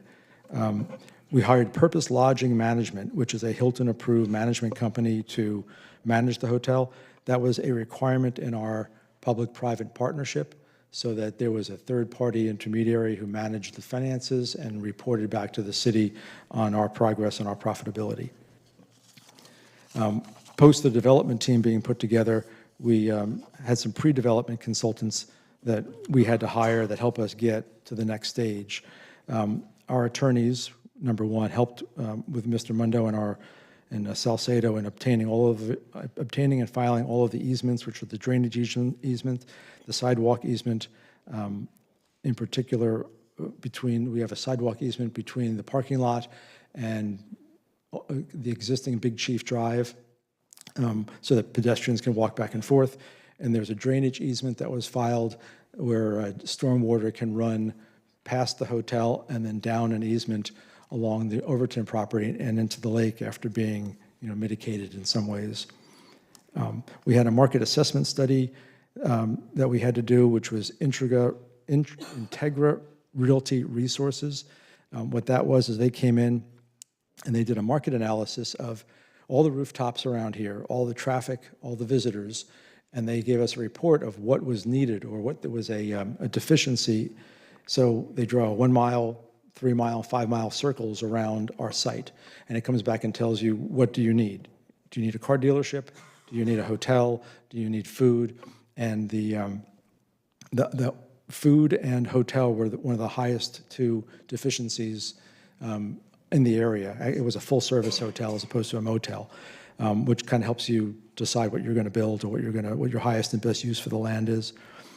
We had a site plan and designs were created by Roush. We'll show you some of those today. They also completed the SD package, which is the schematic design package, which had to be approved by Hilton before they let us come to you with our package, because they want to know what it's going to look like, how many rooms, and how you're going to make it. We had a hotel feasibility study done by HVS, which is a renowned appraiser and feasibility study. So they did both the feasibility and they did the appraisal. We had them done in '22 and had to go back and have them done updated in 2023, which they did. We were using Splash USA as the designer of the splash park, and then locally Hardin Surveying and Skiles Appraisals did our appraisal and our surveying work. And then on to the development, which is next. So the construction budget was completed or created based on the preliminary drawings. We then updated the budget since then twice, mostly because of just ups and downs in the cost of products. We negotiated a preferred contractor relationship with Lowe's here in town. We'll be buying everything we possibly can from them so that sales taxes are generated immediately for the city.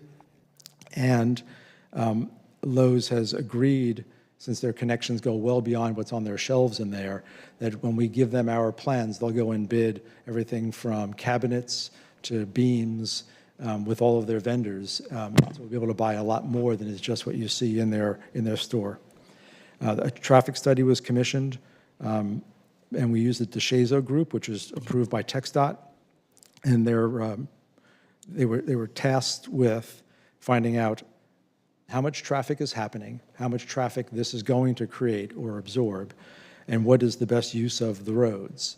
And then the second study that we had commissioned them to do was a traffic light study, which they did at the request of TxDOT. Both of those are done, and they've been handed over and reviewed. TxDOT has given us our permit, and the permit entails eventually closing Big Chief Drive, the one that exists, and moving the entrance about 400 feet east past our parking lot and using the end of our parking lot for a new entrance and exit, which will have 3 lanes. So turning right and going east will be a piece of cake. Turning left will be still difficult, but much easier, and there'll be 2 lanes to do that. And there'll be a slowdown or an off-road turn lane that'll be coming into the project. We obviously applied for our plan development designation, knowing that we were going to have some variances that we request, and I'll address those 4 variances at the end. We did our environmental phase 1 and phase 2 assessments. They were completed by Partner Engineering and Science. There used to be gas tanks on that property at one point, so we had unfortunately had to do a phase 2, but it has been completed. Geotech studies were completed by Giles Engineering. That just tells us what's there: sand, clay, dirt, rocks, what we can build, and how we can build it. The marina plan, which was designed with us by TD Enterprises, has been submitted to the Tarrant Regional Water District. The local group signed off on it and submitted it to Fort Worth for final approval, so we're waiting for that to come back. The civil engineering package, which Brooke went through with you, has been completed and submitted. Building construction drawings and the MEP are in progress with Roush. And that is kind of our update to date on where we sit. So if you bear with me, I'm going to go through our town hall meeting notes and what we did. So the first town hall meeting was probably the most interesting. The second was more about just general things, but they weren't specific. The first one was very specific. The first, and it was over 80% of all the people that spoke, and there were a lot of people in this room, was traffic. Their biggest concern was, 1, how much traffic were you going to create with this development, and 2, where was it going to go? So the DeShazo group came back and said that looking at the traffic on 334, which is about 25,000 cars a day, they expected us to increase traffic on the road by a little under 3%, which is not a significant number. They said that most of our traffic coming into our facility would be from people already on the road, either going to Walmart or going to Lowe's or cutting across, going home from work. So that helped. It was a good mitigating factor. We talked about the trees. One woman in particular was not happy. We would try to leave as much trees up as possible. But what we found out was when we first presented our plan, it was for people to drive up and down Jeffrey Circle to turn in and out of our project. Well, clearly that was not going to have, not a good idea. It was too much of a problem for the people on Jeffrey Circle. So we actually moved the building in 60 feet off the road. And Joe, you can address Mark's comments about the setbacks on the building, if you don't mind, when I'm done. So we moved the building back about 60 feet, which allowed us to put a turn circle, and as you can see there, and keep all of the driving and all of the parking within the property so that we were not using any of the public roads except for the one that we were building. And then the east-west leg of Big Chief Drive that runs from the traffic circle over to the new Chief Drive that we're going to be making. We also, at the meeting, talked to the residents on Jeffrey Circle, and they showed us, which we did not even know existed when we ran our deed checks. There was a deed restriction, and it said that nothing could be built on the Overton property except for single-family residential homes. So we moved the hotel east about 30 feet so that it, 1, did not encroach on the land, and 2, allowed that property to be reserved for residential construction at some later date. Right now, those lots will be used as a buffer. We don't know what will be put on it later. There is an easement now for drainage on it, so there are 2 lots there.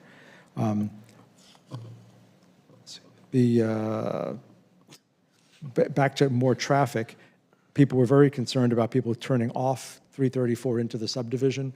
So that is kind of the genesis of closing Big Chief Drive where it is and building a new one. And again, we have received the parking or the TxDOT permit to do that. And then there was a request made by 2 different groups of residents for light mitigation. One was Mr. Renfro on the new drive, the new street, where people that would possibly be turning off, leaving the hotel, going on Big Chief and turning left and going out to 334, the headlights might shine into his windows. So we agreed to put up a wood fence for him, which is what he requested. It's about 80 feet long, and that solves the problem. And we met with the residents in Jeffrey Circle and talked to them about our design and the hotel, and we did a couple of things for them. One is that we took every room, even though some of the rooms would have had beautiful views of the lagoon and the southern part of the lake, and took all of them out and only have rooms facing the northern part of the lake and west. And then we worked with Jay, who is here, on building a berm and landscape barrier that would basically keep all lights from shining through. And then later on, where we were asked to put a solid gate in for the knockbox gate where the fire would be allowed to exit or enter, the fire trucks, if necessary. So with all of that, being done and moved around, there were trade-offs. We eliminated the spa from the hotel because we had to shrink the footprint. We reduced the size of the amphitheater. We eliminated the Babbling Brook. We narrowed the waterfront promenade. We altered the design and the footprint and on the site of the hotel. And we had to remove the waterfront public beach that was going to sit on the Overton property. And all those were to accommodate all the comments that we got from the public at those meetings. So we took it very seriously, and it made some drastic changes to what we proposed. So then it comes to the variances. And I will answer any questions at the end, whatever you need. So the first one is parking. And the code says that we needed 283 spots. We were able to build without the Jones lot 241. And we'll be able to get 30 more, which will bring us to 271. When we can buy that property, we do have a contract on it, or it just has just been in litigation for so long. It may take a little bit longer, but I believe we will eventually get it. But I'd like to talk about the parking for a second, just because the world has changed and some of the ordinances haven't, and maybe they should. So we consulted DeShazo when they were doing their traffic and their traffic engineering reports, and they studied the traffic on 334. And then they did it on July of 2022. So it was pretty busy. It was not a winter. So it was full summer and it was going. And we talked to them. They're the ones who developed our plan to go ahead and move, potentially put in a traffic light. They said it's not necessary, but we could if we wanted to. And they showed that at TxDOT, and TxDOT told us to wait and see. Let's get further down the project and see what happens. But it's not a no. And they're very big on no's. So we have an opportunity for a traffic light. But so while DeShazo was doing the report, we asked them to go ahead and give us a site visit report, which is very interesting all by itself. So there's a national database of where people go, at what times, and for what. So for instance, if you've got a drive-through Whataburger, it'll tell you how many cars are going to pull off that road. If you got 23,000 going by, how many are going to pull in and buy breakfast every morning, how long they're going to be there for. And it has an enormous list. It's pages and pages of different things, not necessarily by brand, but by category: fast food, sit-down restaurants, fine dining, retail, gas stations, you name it. So we asked them to go through it with us, and we gave them what we wanted to do, and which was our mix of use was breakfast and coffee business, lunch and dinner business, retail space or workout facility, which was the gym in the hotel, banquet space, bars, and a hotel. And they came back with their report that said that we would need, on peak hours, 221 spots in the morning and 190 spots in the evening. So in our best case, we're still 20 spots below what we will build 20 spots more than what was required by the traffic study. Now, that doesn't include growth, and we understand that 2 or 3 years from now it will be bigger, but we're planning on having that Jones spot to be able to use that space. So at no time in the next 3 years will we exceed the number of spots that we have, according to the traffic count that we did with DeShazo.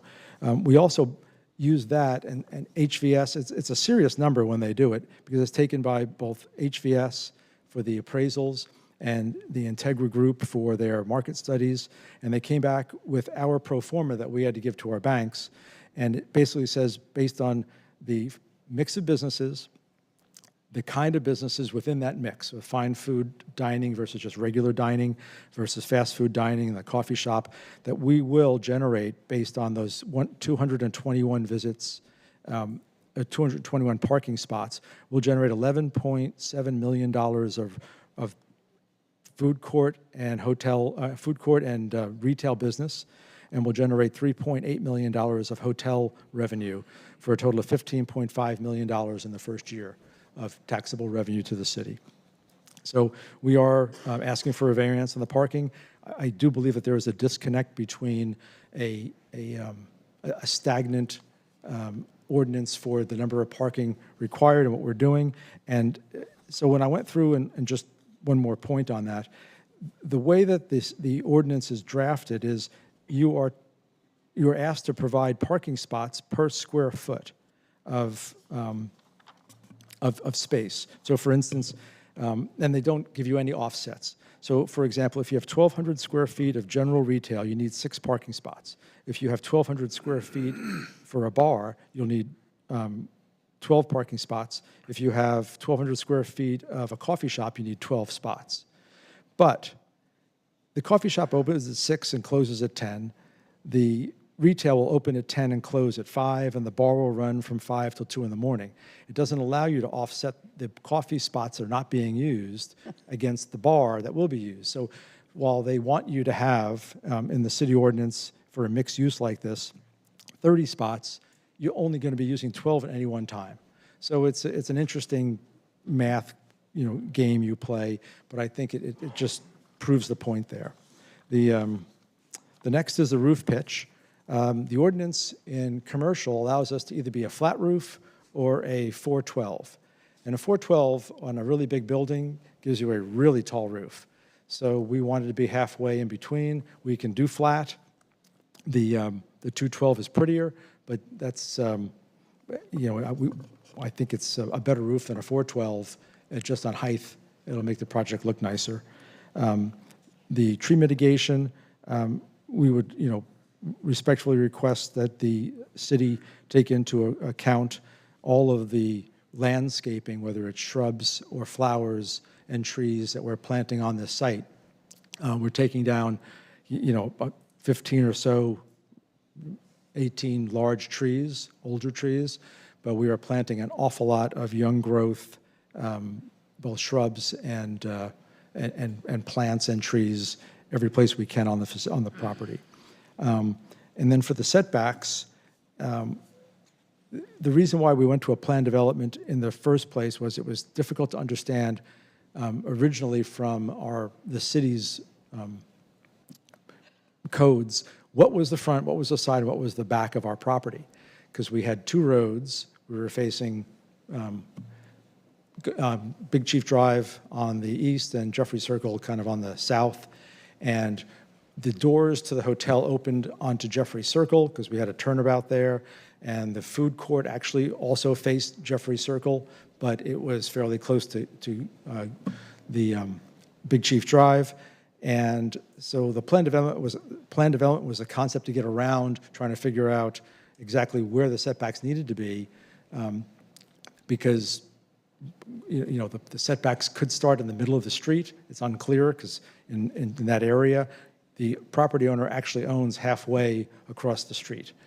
So the plan development was used for those setbacks. We do believe that the only setback that was truly necessary was the one with the change is the one on Big Chief Drive, which we are closing, and it will be a pedestrian thoroughfare. But that building does indeed, it's about a foot too close to Big Chief Drive. So we do need a variance, or we have to start moving buildings again. And I guess I'd like to show you some pictures or renderings. Janet, this is can you go back to the first one, which is the far view? No, that one. So as you're coming down the bridge, this is basically the view. It's also from the open water from the park looking at the facility, the hotel on the right. Obviously, the food court is dead in front of you, and the marina that we've been given permission to build sits to the left. And this is looking from the boat dock entrance where you would walk out to the piers, looking back at the hotel. The food court would be off to your left. That is the food court. It is 3 stories. The top one will be a full restaurant, sit down, branded. The middle one is designed to hold 8 booths, or not booths, but kind of a food court feel with retail. So you can run in and do grab and goes, or you can shop and buy, surf shop stuff. We're hoping we'll fill that up. And the bottom is designed for 4 bars, 4 uniquely different sectioned off bars. Janet, can you do the next one? And those bars will allow you to spill out onto the promenade so you can sit outside or walk around. So it gives you access to the water. We think it'd be quite fun. That is a side view, so as you're leaving the bars or the restaurant and you're walking out towards the hotel, that's what you'd see. So it's terraced up, there's a pool deck up there. You can see the angles. Those are, on the edges are balconies. Those are all suites. So there'll be 6 suites in total, and they will have spectacular views, and they're kind of really well designed. You can see the fountain. Oh, can you go back one? The splash fountain is there on the left, and then further to the left is the amphitheater seats that we designed so people can sit in the amphitheater, they can listen to a band that's going to be playing on the promenade, and they can watch their kids in the water park. And obviously you can fish all the way around. And that faces west? The hotel that you're looking at is facing, it faces west. No. North. It faces north. I'm sorry. That's okay. It looks across the bridge north. Towards 334. Yep. And so on this picture, you can see obviously the landscaping we're doing in front of the pool. We don't want those trees to get too tall, so they're actually more like shrubs because we don't want to block the view from the pool deck out of the water and of the marina. And to the right of the hotel is the easement for the water flow, for water going down and around. And then you can see the amphitheater to the far left in that picture. And that's a top view, which makes it a little bit easier of what it would look like if they were standing in the restaurant, the top floor restaurant of the food pavilion.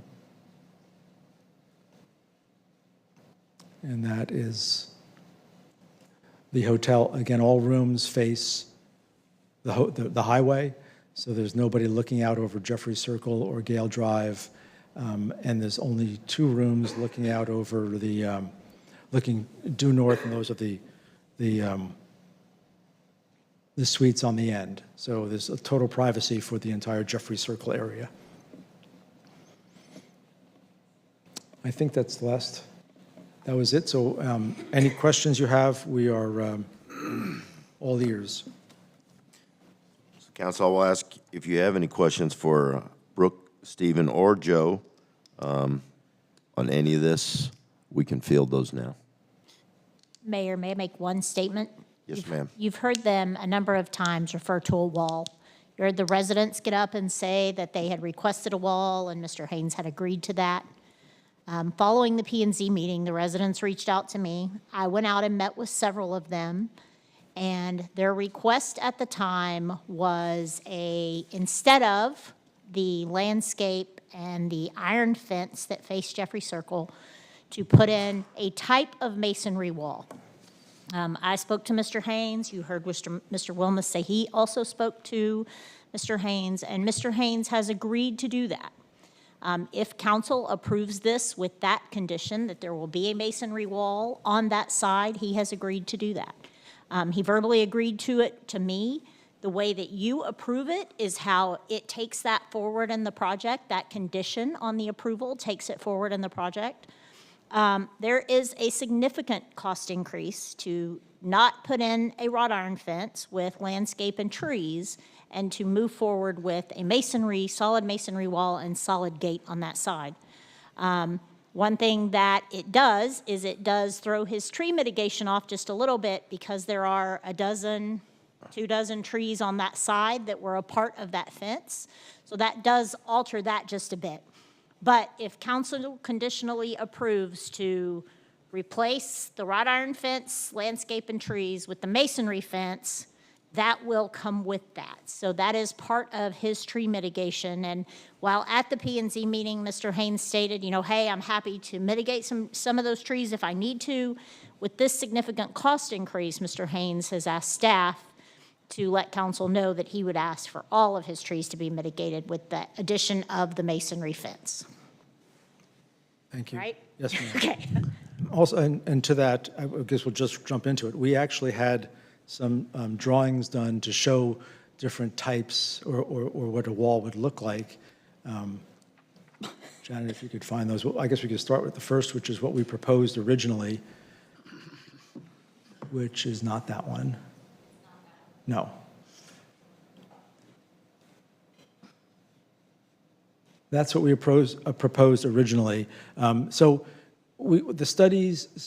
Texas state law says that headlights can be no lower than 24 inches and no higher than 54 inches off the ground. That is for all vehicles. So when you look at the drawing, and another nuance is that when we start the project at the road, it's about the ground is about 340 feet above sea level. When we get down to the very bottom of the property, which is the Overton House, we're at 336 feet above sea level. So there's 4 feet that we're going to have to move in order for the building to sit flat instead of at an angle. And so that will eat into this picture. So the car at the very top, which is closest to the, I guess the trailer park, is going to be lower, and then it'll flatten out as we go down. So we tried to design, and it was a berm that was 36 or so inches tall. The car would be down about 12 inches, so it's a 4-foot berm, 48 inches. So we covered the 44 inches, the 44 and 54 inches, and then we put lots of ground cover, and we put holly trees to block it. And then interspaced inside the hollies is that 6-foot tall wrought iron fence, which would allow for people not to climb through the hollies and walk onto the neighbor's property. After the meeting with Mr. Wilmoth and the conversations and the P&Z meeting, John, if you go to the next one, we had 2 proposals. One is a no wall, no berm at all, and I believe it's a 5-foot fence, and it is a split face stone wall. It is about 12 inches wide, and it's that one is that, I can't see it from here. Whatever, it's a fence high enough to block all of the headlights, and it'll sit on top of a foundation that will run down. And by the way, so it's 518 feet of fence that has to be built. So it's not insignificant. It's a large property, a large fence. And then the next one was a hybrid, which shows a berm and a smaller fence, but gets you the same height.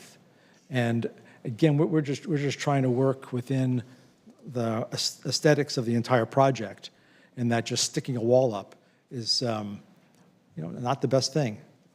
We'd like to have green around it. So that's kind of a hybrid where it's a slightly lower wall, but a slightly higher berm. It still achieves the same thing. So those are the three options that we're happy to be able to do. And Mr. Haynes, each one of these options also comes with that solid gate. With two of them, oh, yes, yeah, so there was always a solid gate. When I went and checked, it was. I just want to clarify that so everybody understands that. Yep.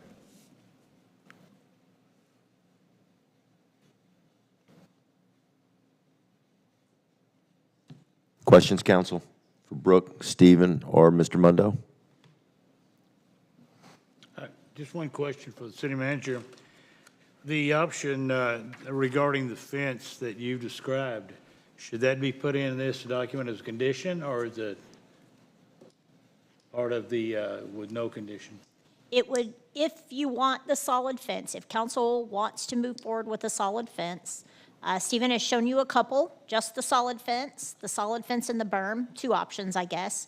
So when you make the motion, you would I have April up looking at drawings, so I can't see it, but you would make the motion to approve the ordinance with the condition that the solid fence is built or the solid fence with the berm is built, and that is how it makes its way into the plan development. So then going forward, Mr. Haynes would amend those drawings, and I don't think we'll have any problem pushing it forward through there with Joe, so it's not a problem. Thank you. So that's how you would make a motion to approve it with the condition.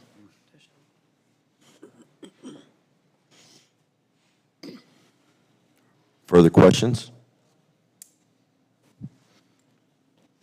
Are we good? If there are no more further questions, we will now take motions. Thank you. To take action on items 3B, 3C, and 3D. Is there a motion for item 3B, which rezones the property from General Business District B2 to Plan Development District? An ordinance of the City of Gun Barrel City, Texas, amending the comprehensive zoning ordinance and map as heretofore amended to grant a change in zoning from General Business District B2 to Plan Development District PD for Pier 334 LLC, described as Track 2B and 1 according to the AB 488 T.S. Mitchell Survey, AB 488 T.S. Mitchell Survey, TRS 2B and 1, and the Big Chief addition, LT1, regarding TR3 according to the AB 488 T.S. Mitchell Survey, AB 488 T.S. Mitchell Survey, Big Chief addition, LT1, regarding TR3 F/9 in the city of Gun Barrel City, Henderson County, Texas, adopting and incorporating a development agreement, providing a severability clause, providing for the repeal of all ordinances in conflict, providing a penalty not to exceed the sum of $2,000 for each offense, and providing an effective date. Do I have a motion? I move that we accept this as written. I have a motion. Do I have a second? Second. We have a second. May I have a vote from my left, please? Oh, she's not there. Give her a second, she's Burns, muted. yes. There you go. Evans, yes. Jacobs, yes. He, yes. So there's no conditions implied in this at all, in this vote? Not with that motion, no, sir. I have to vote no. I think I would like conditions. Let's clarify that the motion made by Cindy is as designed with no conditions of the solid fence. Oh, well, no. I thought we was just going to zone this plan development on this motion, on this ordinance. That's what I understood. Yes. Right, but the site plan that you are approving, so maybe we need to clarify this. The site plan that you are approving, this is where you would make the conditional motion because you're approving, it's the zoning and it's the wall is part of the plan development zoning. PD. Yes. Okay. Sorry, I was No. trying to find words. So if you are going to make a condition on the project, this is where you make that condition. Okay, my misunderstanding. Would you like to readdress your motion? Yes, so Ms. do I Key. remove that one and make a new one, or just make a new one? You can make a new motion. withdraw. Withdraw that Withdraw your motion. motion. and make- Withdraw the previous motion. I move that we accept this with the conditions as stated by,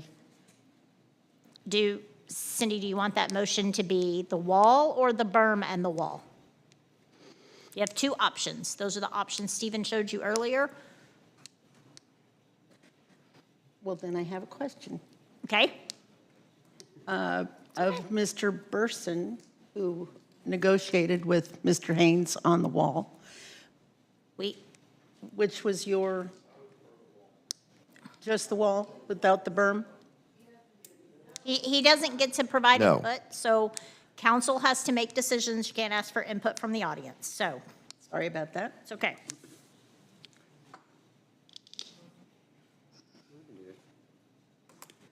So we're going to start again. Yep. All right? We're going to ask for a motion with conditions. For ordinance number 2024-007. Yes. Can anyone make that, or has Cindy made it already, or does she want to change her You- motion? She's going to withdraw that. We're back to the I start. withdraw that. You would like to do that, Mr. Foster? Yes, I make a motion to approve ordinance 02024-007, rezoning Pier 334 LLC from General Business District B2 to Plan Development District PD with conditions. The two conditions I propose is first, require Pier 334 to build a masonry wall along Jeffrey Circle in place of iron fence and landscape, and install a solid gate along the emergency entrance that faces Jeffrey Circle. And second, require Pier 34, in order to mitigate the tree situation, require Pier 334 to provide 25 trees to the Gun Barrel City Parks Department. Do I have a second? I'll second it. We have a second. We'll have a vote from my left, please. Burns, yes. Evans, yes. Jacobs, yes. Key, yes. Lost, yes. Motion passes.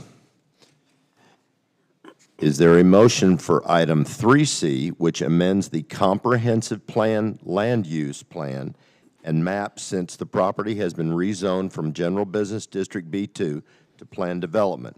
An ordinance of the City of Gun Barrel City, Texas, amending the comprehensive land use plan and land use map of the city, providing for a penalty for the violation of this ordinance, providing for repealing, saving, and severability clauses, providing for an effective date of this ordinance, and providing for the publication of the caption hereof. Do I have a motion?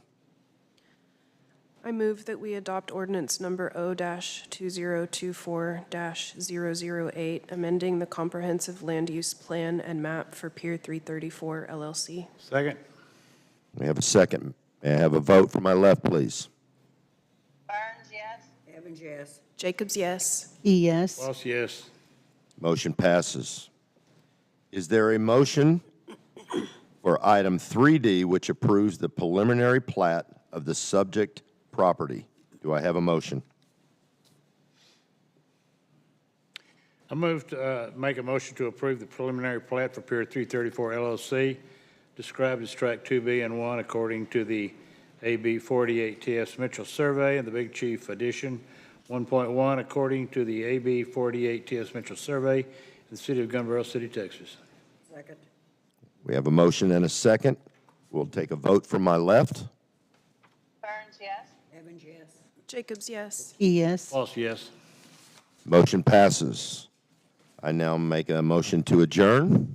To adjourn. We are adjourned. Second.